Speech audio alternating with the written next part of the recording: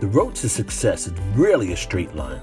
It's full of twists and turns, detours, redirections, hills and valleys.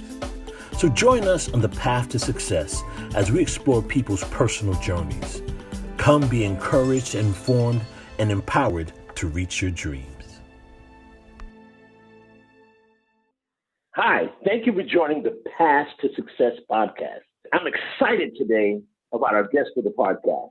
Our guest is Mr. Carl Howard, and we're going to see his journey and be encouraged and motivated by his journey, which is from the NFL to an IT leadership manager to an entrepreneur running his own business.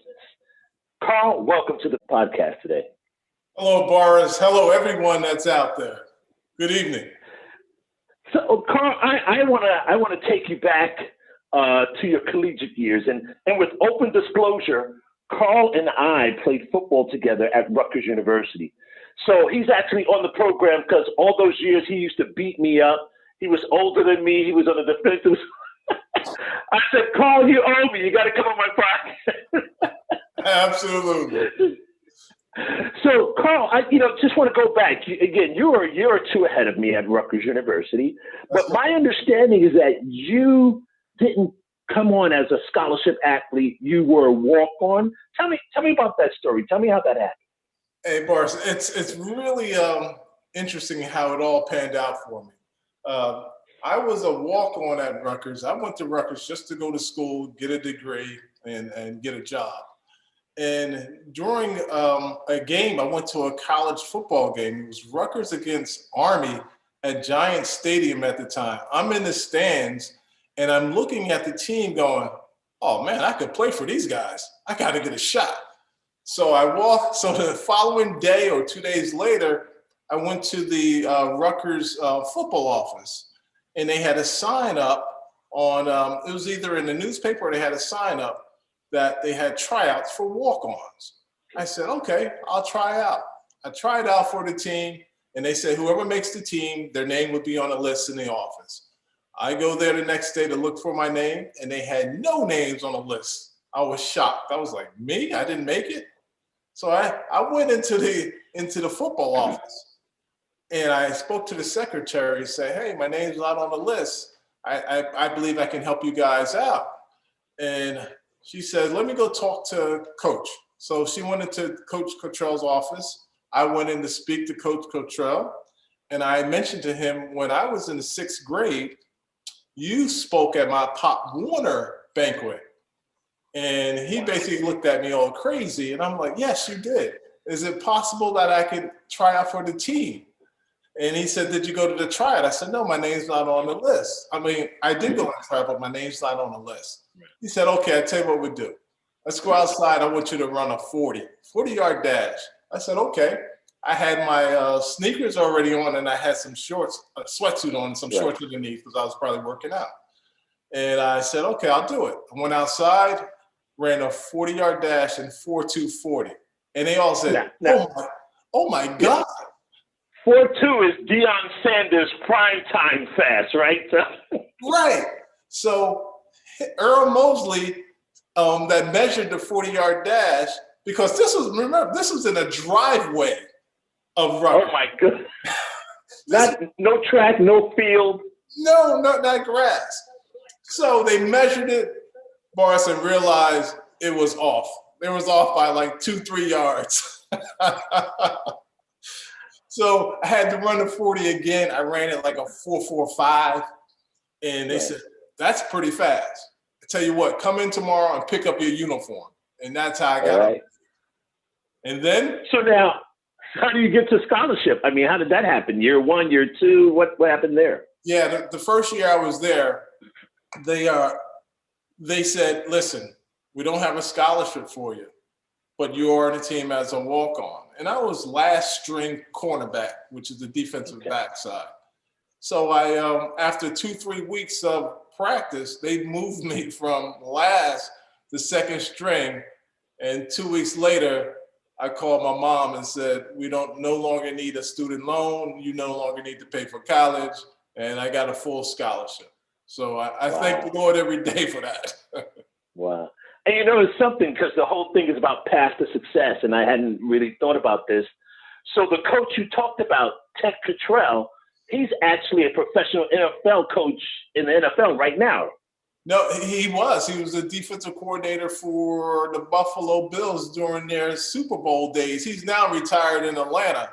But okay. Right, but I could not take that a no. I don't believe in listening to no's. I'm allergic to no's. I crush no's. That's how I am. And I'm assuming we'll see that theme, Riley, kind of throughout. So your career. So now you're at Rutgers. You have a fantastic career at Rutgers, and then you make it to the NFL. So at the NFL, were you drafted, free agent? Tell us about that move to the NFL now. Yeah, that's another winding road that I just did not quit, and I just had some belief that if I wanted to play professional football, I had to sacrifice. So one of the things that happened during my collegiate last year at Rutgers, I had a bunch of college scouts come see me, and I had a bunch of pro days, and all of them said that I was going to get drafted. And as you know, I did not get drafted.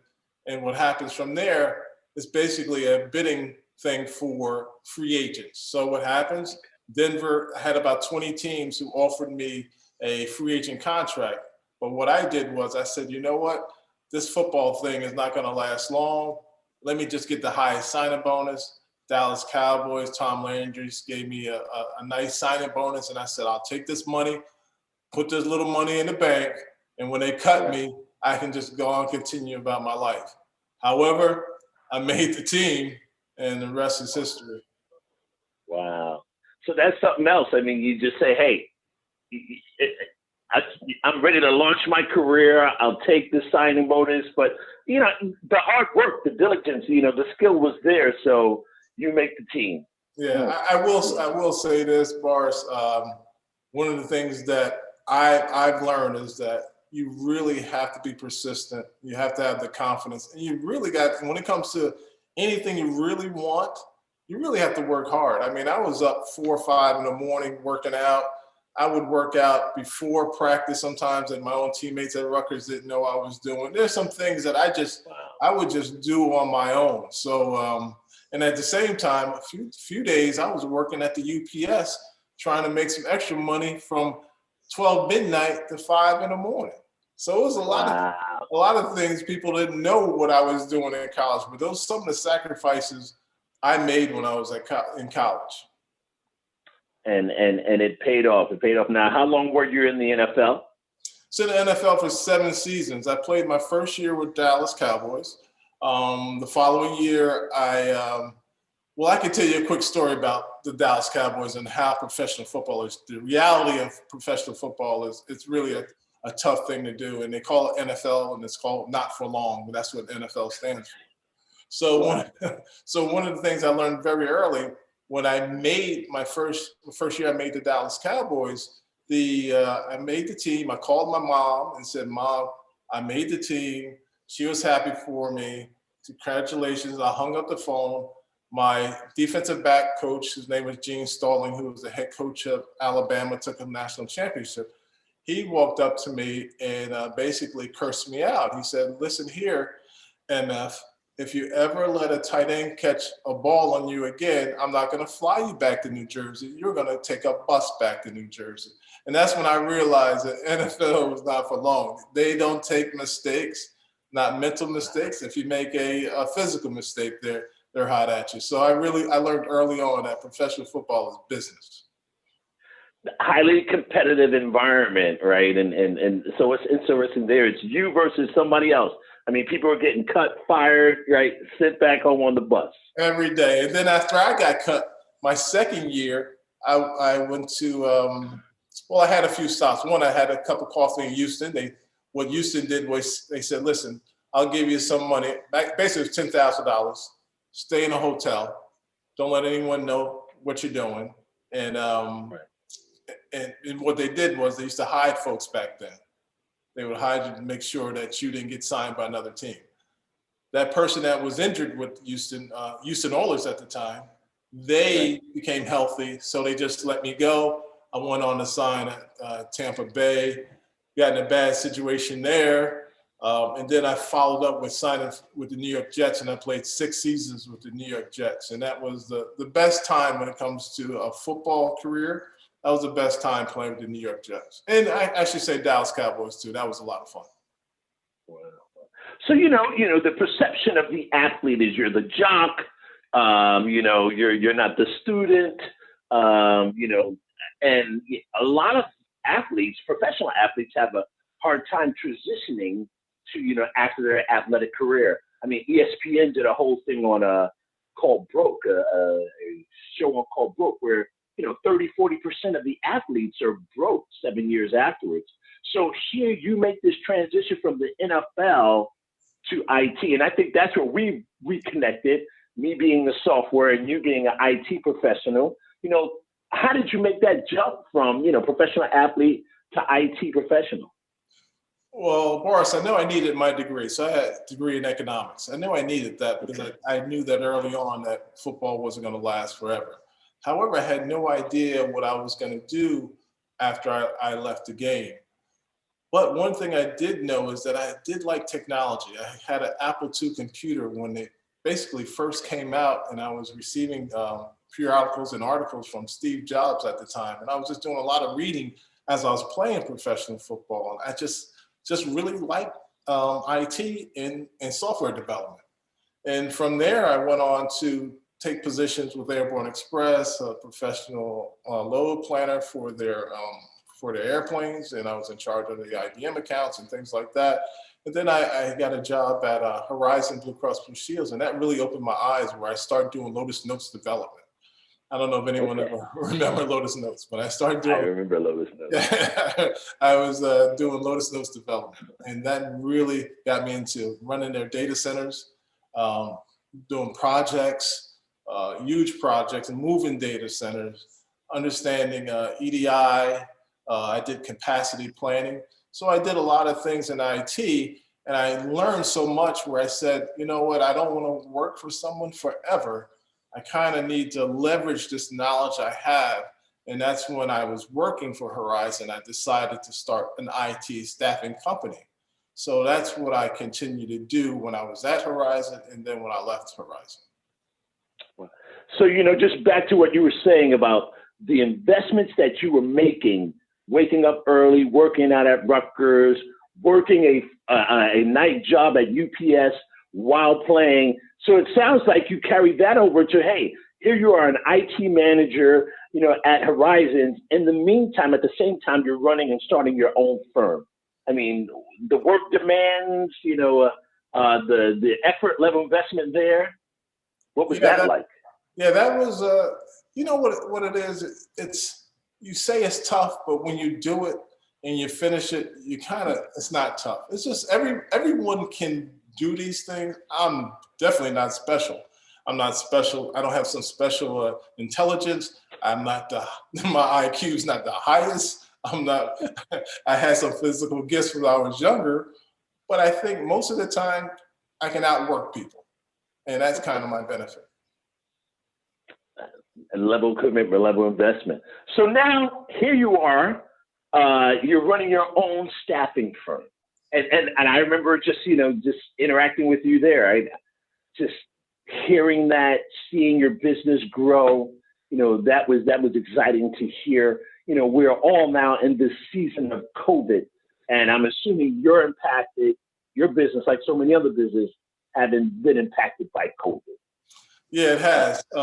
It was tough when I actually moved out to Pittsburgh to support my wife. She was out there 2 years before I even went out there. So we needed to get back together. I went out to Pittsburgh to be with my wife. I had the kids here in New Jersey. She was out in Pittsburgh, and we decided to move out to Pittsburgh. And the business really got tough when COVID came around. However, now I made a little pivot. And that pivot was to start helping folks who were released from their jobs. They lost their jobs, and they were in customer service. They were frontline workers at restaurants. They were it could be a janitorial service. They were losing their jobs. I said, well, what can I do? Where can I get a win for those folks, get a win for me, and get a win for society. So what we did was we started a company called My Career Forward. And right now we're doing a training session for folks every weekend to train these folks to get certified in ServiceNow. It's a cloud platform that's utilized by a lot of companies. And we did research before we made the decision to go with ServiceNow as a tool to learn, is that they cannot find, if you Google jobs for ServiceNow admins, it's tons of jobs and they can't be filled. Donald Trump has excluded a lot of the immigration with folks coming to the States to take those jobs. So now there's an IT shortage, or right now in specific technology, a ServiceNow shortage on folks who know the platform. And we're trying to fulfill that with these folks who lost their jobs. And you don't have to have a college degree. You just need to be certified in the tool. So, you're saying that, one of the impetus for the podcast is a recent book that I released called Surviving Layoffs. And, in the book, what we're communicating that change always happens, but in these seasons of change, there's opportunities. And that's exactly what you're just saying. Hey, in this environment where people are losing jobs, the economy is being impacted, there are opportunities there for jobs, for businesses, for entrepreneurs, for new businesses. So that's just exciting to hear. How's the turnout been, as you're doing your trainings? Yeah, we have 18 students now that we go online. We have a trainer in India that trains our folks utilizing Zoom.